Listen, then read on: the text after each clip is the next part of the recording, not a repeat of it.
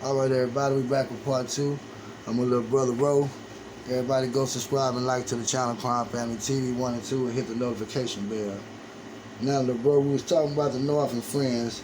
I'm gonna name a few people that was legends back in the game and just tell me your relationship with them. First of all, your friend Chewy. Jesse Sauer, my nigga, rest in peace. It's the only real yellow nigga come from my hood, you know what I'm saying, my age group. That nigga was a real damn fool, you know what I'm saying, like, sports-wise, nigga hit 50 points in junior high. He ain't got no three-pointers, you know what I'm saying. He was a good-hearted person, you know what I'm saying, like, to be a half-breed, that yellow motherfucker was, he was a show. He always had jokes too, boy. Like, that was my nigga, man. Rest in peace, man. My nigga actually killed himself the night of my birthday party, March 18, 95. I never forget that shit either. You know what I'm saying? We grew up. My auntie, my grandma, and his mama and them was good friends. They up in the morning drinking coffee, smoke cigarettes and shit, shooting the shit. And my nigga would have made it to the league if we would have stayed in school doing sports, cause shit, he really did play sports. Him and my boy Bobo, Ozzy Evans, rest in peace. You know, Bobo hit 50 at one sip. That's this junior high. You know what I'm saying? Yeah. Them niggas was real athletic. You know what I'm saying? He wasn't into football shit, but he was into basketball. That was my boy, man. That was my nigga, man. Already now. What about Jodie Johnson? J-Dog. J-Dog older than me.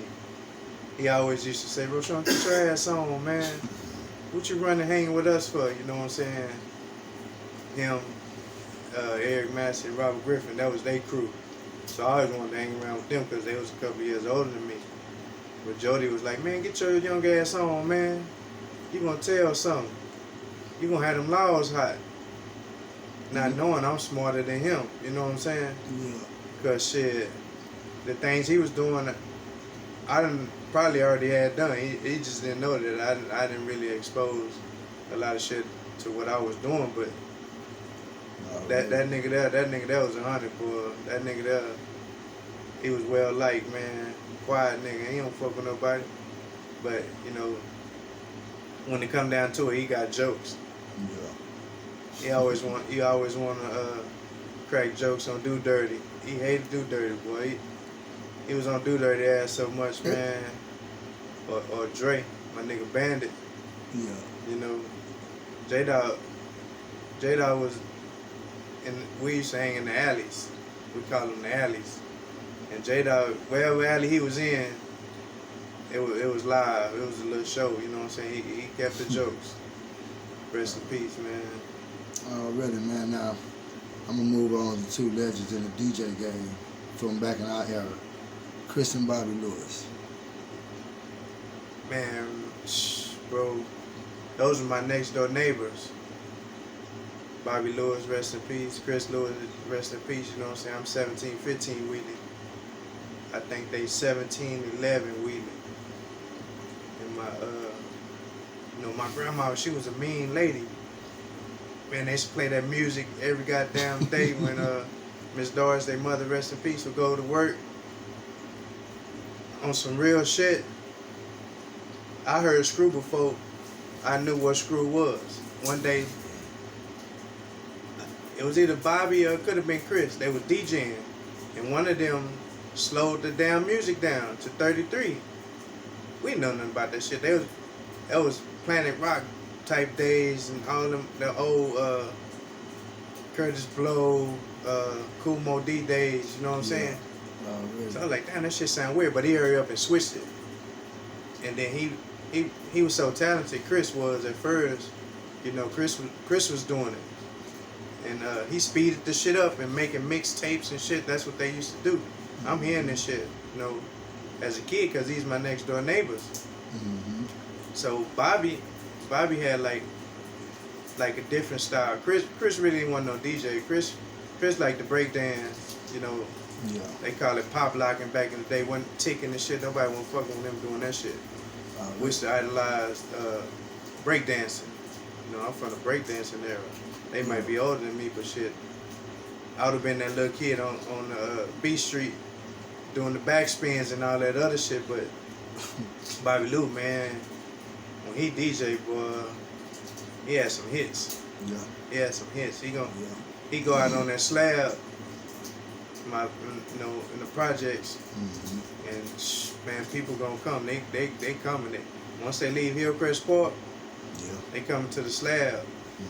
West Carolina DJ or whatever, put the speakers on the back porch, and my grandma didn't call the laws on them. You know what I'm saying? Really? Rest in peace to my grandma, because she was old. She was like, go tell them turn that shit down. You know what I'm saying? Like, mama, you know.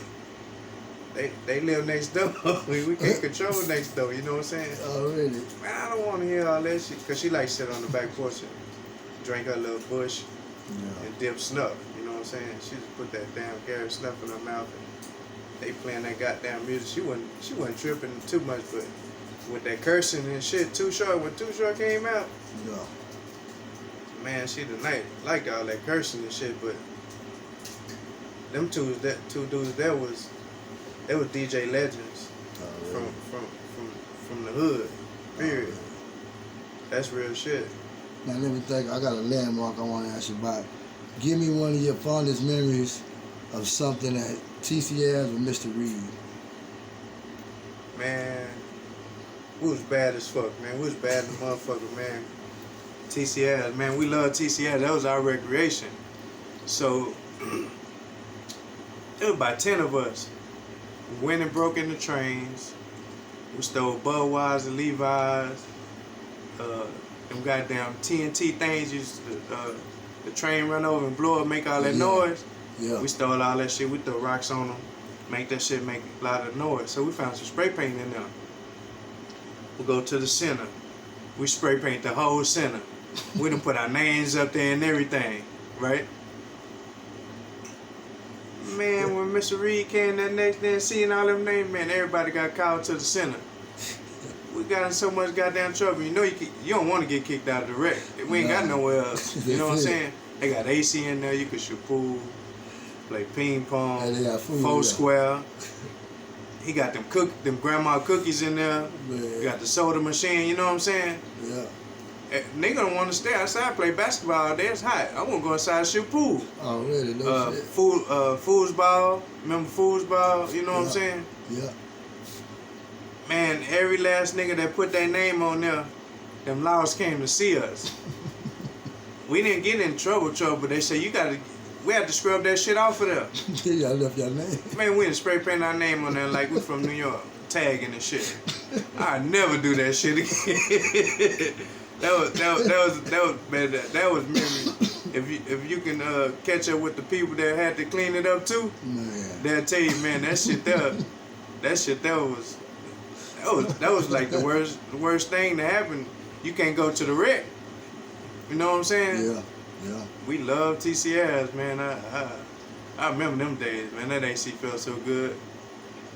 That was the days, man. Now, back in the days to another era, you know, I know my brother could speak on. We don't really see him around too much. Tell the youngsters about what it was like when the neighborhood had Cubans and Jamaicans in it. Man, that shit. If you remember, people that watch, if you watch Scarface and how them motherfuckers ran the city, they really ran the city because shit, they had it. Especially in the hustle game, shit. You wasn't really gonna make no move if you ain't know none of them. You feel me? Because it was Colombians. I know Colombians, Cubans, Puerto Ricans, motherfuckers that came over here and shit, they was hungry. Them motherfuckers had it, man. Like, and they fuck with me, real shit. Like, I don't know what they saw, but they was like, they liked how I carried myself and the way I did what I had to do with doing my business. And I could go to any one of them and be like, look, man, I need this, I need that. Because I had a gambling habit. I still got a gambling habit, but I ain't used to be I always fucked up. You know what I'm saying? Like, I win some, I lose some. But shit, if I fell off, I can call one of them. Look, man, I need this. Let me hold this. Shit, come get it. You know what I'm saying? And they show love too, but them motherfuckers crazy. You don't want to cross them. They don't give a fuck. Them motherfuckers, them Cubans is crazy in the motherfucker, man. The Colombians laid back. Them Cubans, man, you ain't fuck with them Cubans, man. You better show them respect. You can't be disrespecting them, man. They gonna put one on your ass. Oh, really? Them Jamaicans, you know, they was somewhat like the Cubans, but nothing fucking with them Cubans, man. Them Cubans didn't play. If you cross them, you might as well go and knock him off, man, because he gonna do you. He don't give a fuck. He don't give a damn you're a kid or a grown up. You know what I'm saying? No, really. That's real. That's real shit. Already. Now, what can you remember about the Northside Bomb Squad? Some of the fella that you know personally from the Northside Bomb Squad.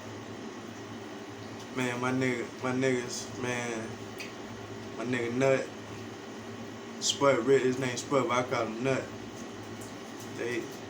They organized, you know, the NSBS. I don't know if he was the head of it or whatever, but he was NSBS. I don't give a damn where he was. He repped NSBS, the way he was by himself or he was with his crew. Yeah. And when he with his crew, it's over with. You know what I'm saying? Because he finna knock somebody out, man. Yeah. He finna start a fight. That nigga loves shit. He loves shit, man. And, you know, they wasn't no game be going around fuck with nobody, but that was the tough crew. Yeah. You know what I'm saying? Yeah. Anybody could be in the tough crew. You know what I'm saying? Really. Like, it wasn't no young niggas in there. Nah. If a young nigga say he was in NSBS, he lying.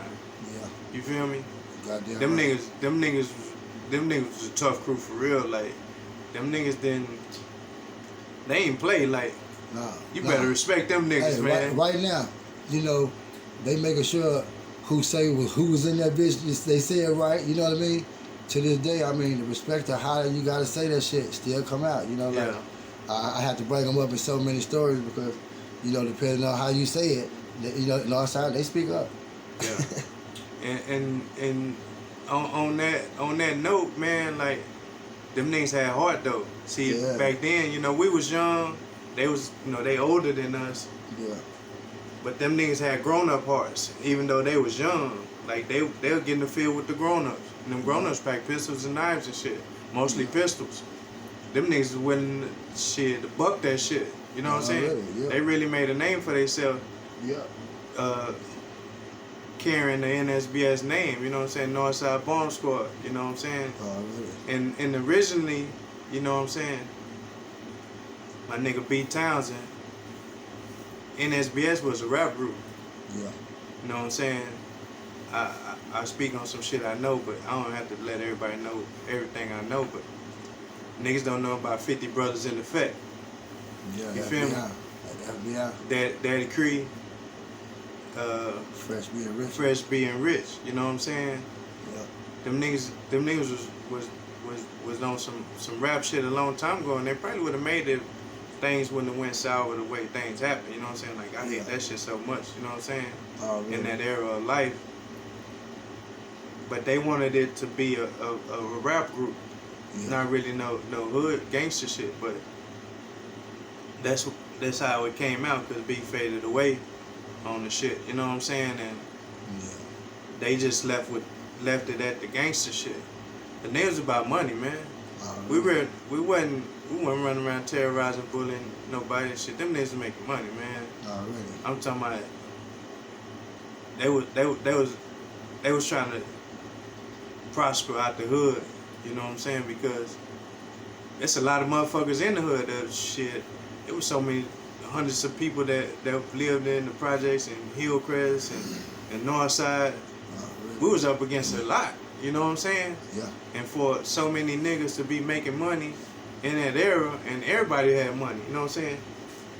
Nobody really wasn't, you couldn't call a nigga a roach. You don't know what a nigga got. You know what I'm saying? And that era there, man, that was the truth of Corpus, because if you didn't get accepted by NSBS, not being in their crew, shit, you might as well move somewhere else. Yeah, no shit. They ain't fuck with no lames, and they ain't gonna let no nigga from the hood be a lame. Our hood meant something. And people speak on Northside. Northside consists of Northside Manor, the DN Leathers, and Hillcrest. And some people lived in Saxon. If we went somewhere, it don't matter which one of them hoods where I just named, they gonna say you from the north. Yeah. They gonna know we from the north. You know what I'm saying? Because shit, we rep that hoe. You know what I'm saying? Yeah. And nigga, we was gorillas in each era. You know what I'm saying? My era, your era, Already. Bear era, rest in peace. You know what I'm saying? And the ones before him, Lonnie Ray and them, you know, rest in peace, Lonnie Ray. Man, them niggas, it was some warriors. You feel me? For real. This shit wasn't friendly, man. It wasn't friendly, man. Now it's Corpus, you know, Corpus fucked me over a lot by how soft it had got. You know what I'm saying? Like, but generations change, and I'm saying that to say that, man, people used to come in from everywhere. I met some people from all over the world, man. Like, the fuck you doing in Corpus, man? We smiled them up. They said, man, I heard y'all got water. I want to come down there and see the water. He said, fuck this shit. I'm staying here. They don't even want to go back to the states they from. Really. You feel me? We used to be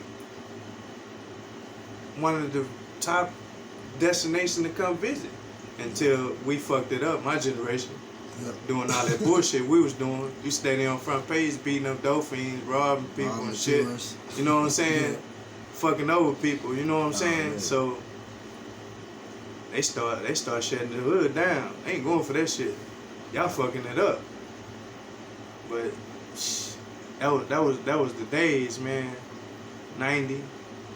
I started in 88. I was getting it in 88. But by 90 to 94, the North was on the map, man. On the news, front page. Niggas was coming from everywhere. Especially my Houston people come fuck with me. Man, them niggas came down here and they ain't want to go back either. Really. Shit, it's all this money down there. Where the fuck this money coming from? You know what I'm saying?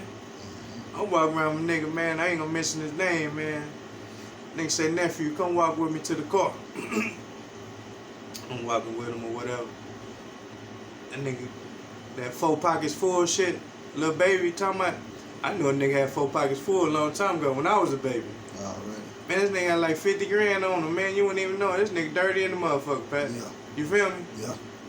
You don't even know it. You look at the nigga, he say, nephew, they can think I'm a mechanic all they want. I'm trying to get me some bread. Man, that nigga went and put his money up. You know, let's go back up here and get back on our best shit. You know what I'm saying? I watched that shit there. I was like, man,